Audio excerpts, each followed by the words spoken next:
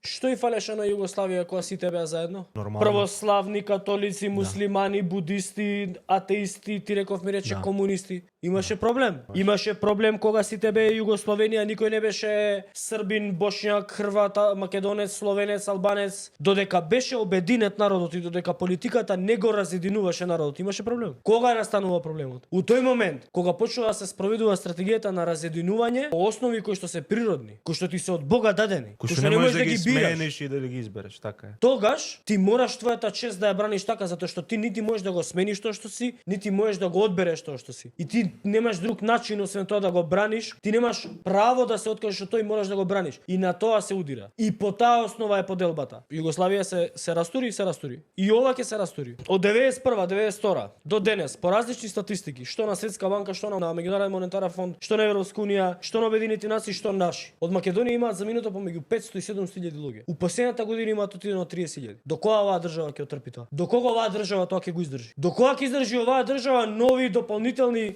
поделби, нова дополнителна омраза, дополнително кочење на било која перспектива, дали е тоа европска перспектива, кинеска перспектива, ирелевантно каква перспектива. До кога ќе трпи оваа држава? Уште колку пред да станеме покрајна на некои други држави? Со имбецили.